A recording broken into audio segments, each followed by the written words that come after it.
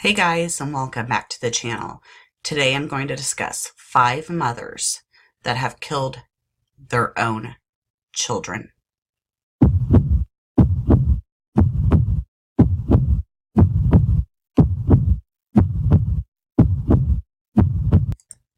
We're going to start here with Susan Smith. Age 43, was convicted in 1995 of murdering 3-year-old Michael and 14-month-old Alex by strapping them in to their car seats in her burgundy Mazda and then letting her car roll into a lake in the mill town of Union. The tragic case attracted worldwide attention and stirred racial tension after Smith initially told police that a black man carjacked her and kidnapped her children.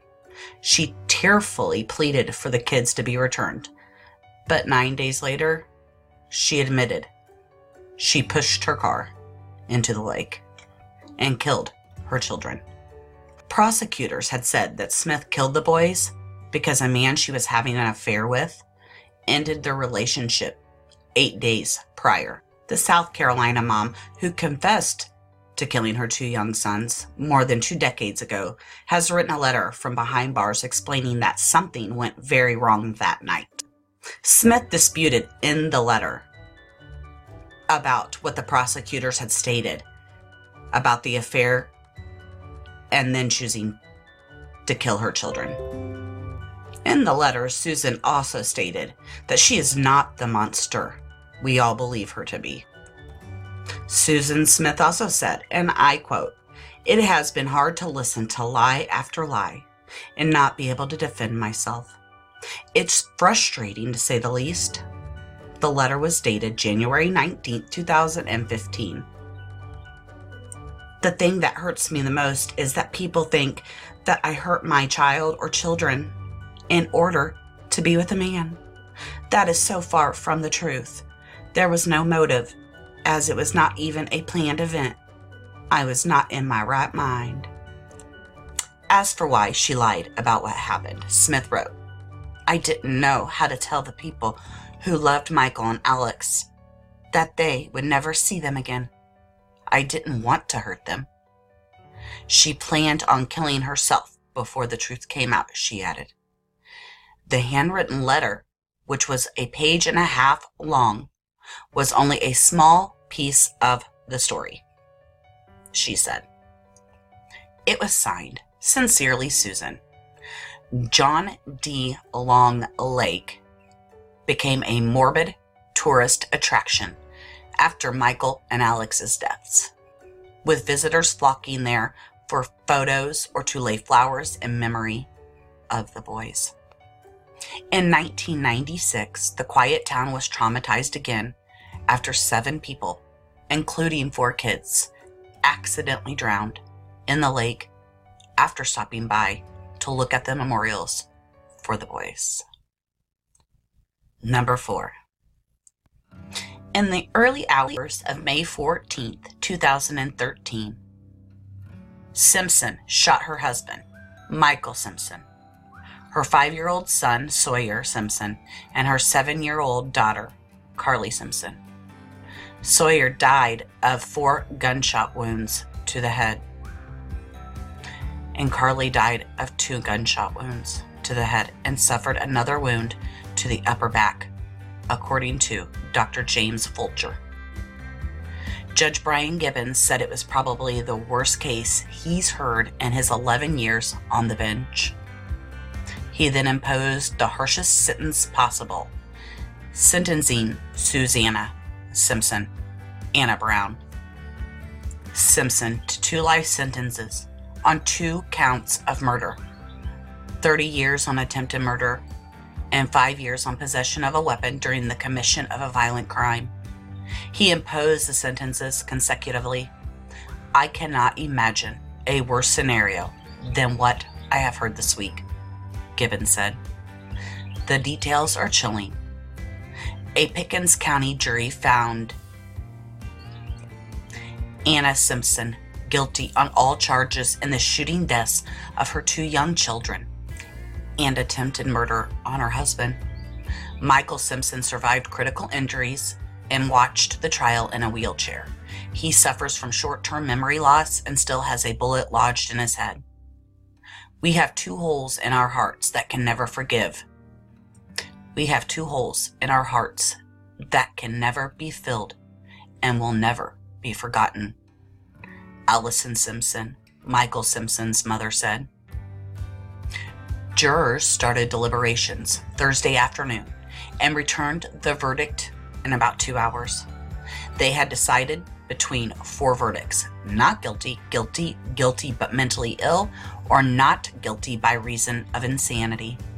At one point during deliberations, the jury asked to hear the difference between guilty and guilty but mentally ill. Guilty but mentally ill means she knew the difference between right and wrong, but she couldn't conform her actions to follow the law. Deputy Betty Strom told the jury in her closing argument that mental illness does not equal insanity. Anna Simpson had been diagnosed with ADHD, depression, and bipolar disorder. Examples of paranoia were referenced several times in the trial.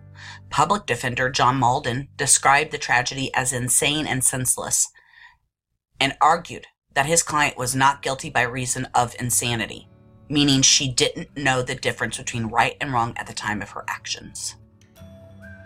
Strom thoroughly refuted that the notion in her closing argument.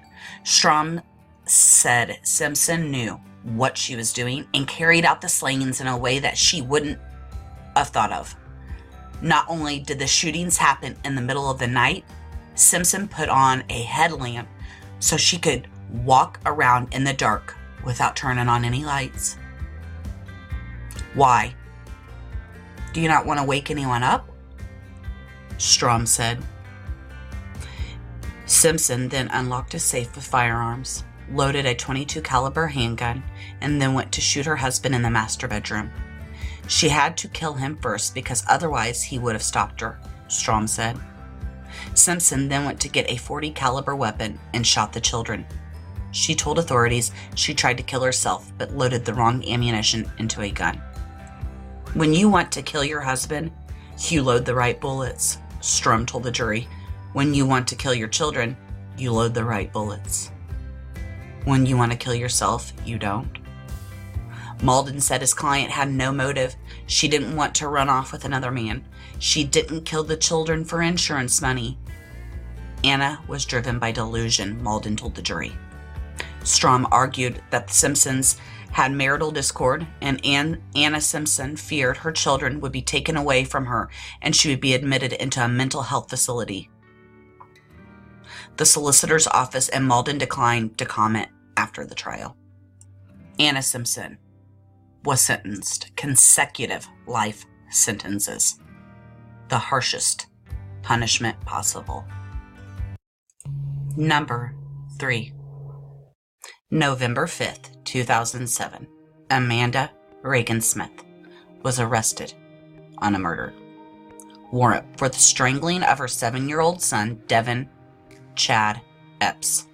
She was arrested at her work, Zaxby's, while as she put on her MySpace page, Slangin' Chicken, it became reported that she was calm, cool, upon her arrest, and then it's believed she acted alone in the murder.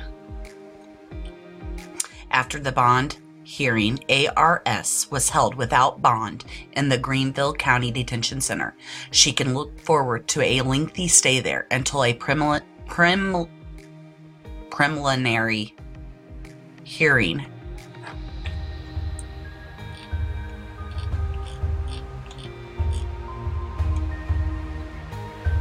After the bond hearing, ARS was held without bond in the Greenville County Detention Center. She can look forward to a lengthy stay there until a hearing, trial, and sentencing occurs if convicted. It could be up to at least a year before any trial. As yet, the local prosecutor has not said whether the death penalty will be sought.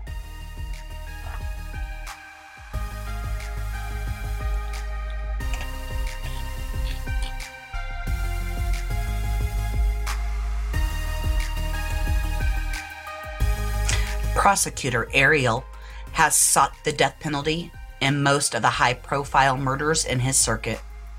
He has been successful in almost all the prosecutions.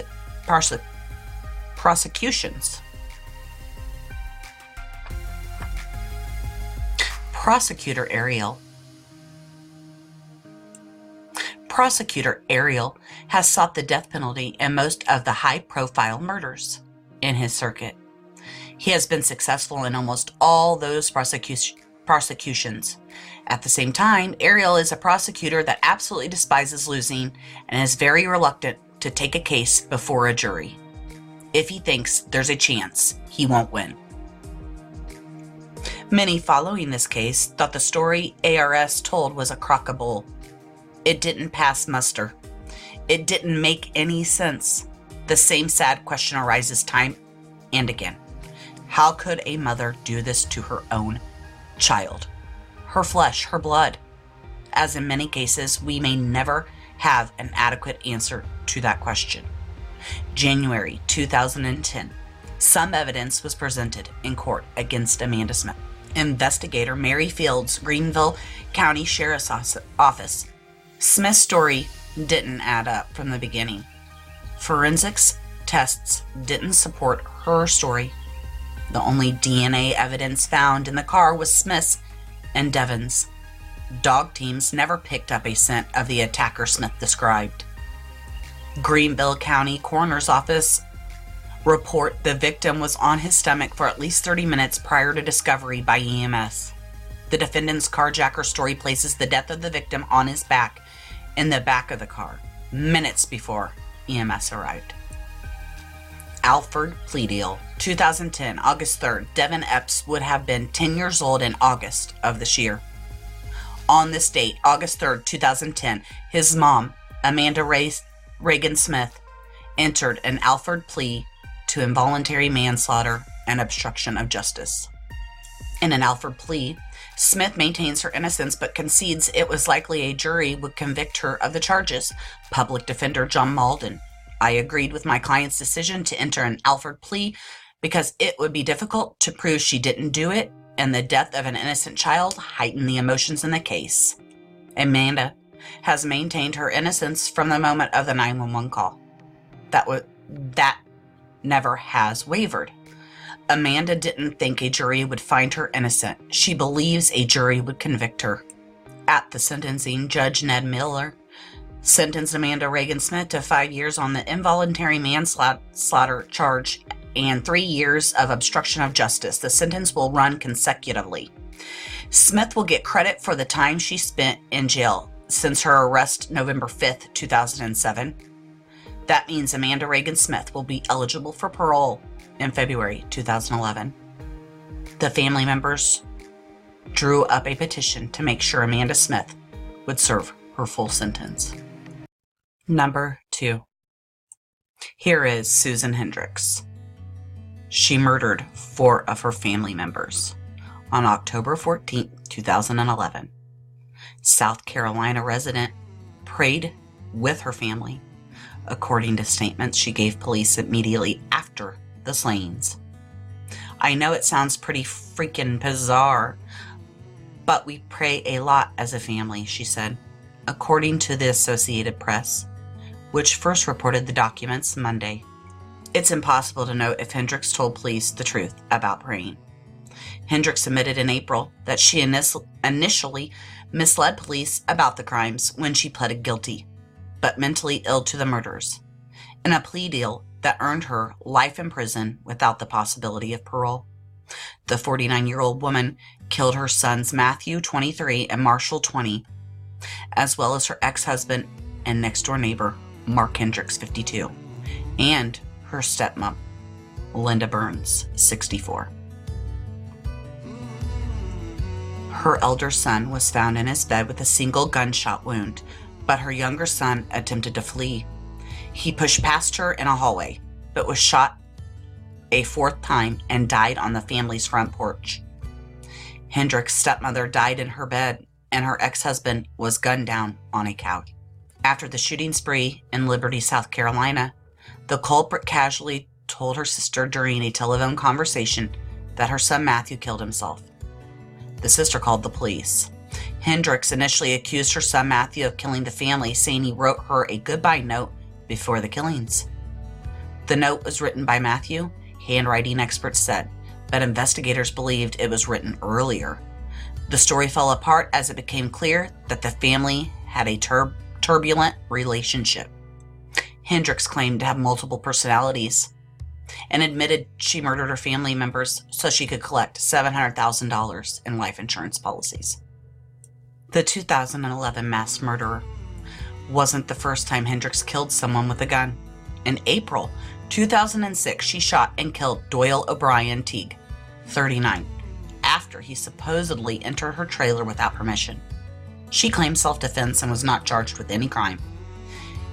It's technically still possible for her to be charged with murder in that case. Hendricks told the deputy that Teague had stepped inside her home without permission. The deputy said in his report that Hendricks was on the porch with a revolver when he arrived at her house. The report says 4 spent rounds and 1 live round were found in the cylinder of the gun. Hendricks was indicted last year by Pickens County grand jury on 4 counts of murder and 4 counts of possession of a weapon in the shooting deaths of her son Matthew Hendricks and Marshall Hendricks, her ex-husband Mark Hendricks, and her stepmother Linda Burns. Evidence from the scene revealed the victims were shot by a handgun owned by Hendricks that she kept in her nightstand. According to her arrest warrant, she had multiple life insurance policies on the victims and was the beneficiary according to the warrants. Number 1.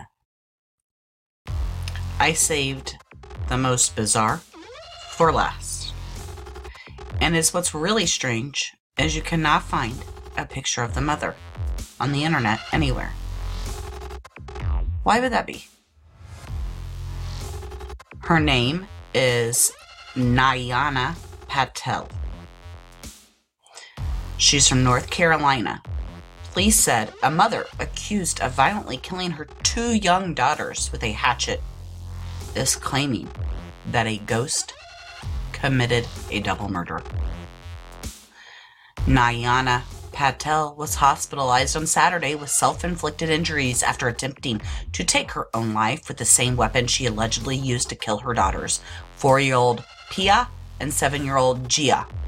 The Asheville Citizen Times reported. Lajia Patel's Naya's husband returned to the family's East Asheville home at approximately 10 a.m. Saturday to discover his injured wife and daughters. Police said Nayana went into her brutal assault shortly after Lai left for work that day. Sitting in her hospital bed, Nayana told police Saturday that a ghost killed her children. According to an officer statement obtained by the Asheville Citizen Times, the newspaper added the mother resisted treatment and wished not to live anymore. Police are investigating the effects that Nayana's depression medication prescribed to her after an incomplete pregnancy may have had on her behavior. Nayana Patel is charged with 2 counts of first-degree murder. I will continue to look for more information on the bizarre case. There's not a lot of information. There are no pictures on Google that I can find. And it's just the short story. My glasses are crooked where they sit, where there's no glare, but I can still see. Anyways, guys, those are the 5 stories. Like, subscribe, share, or don't. I'll see ya.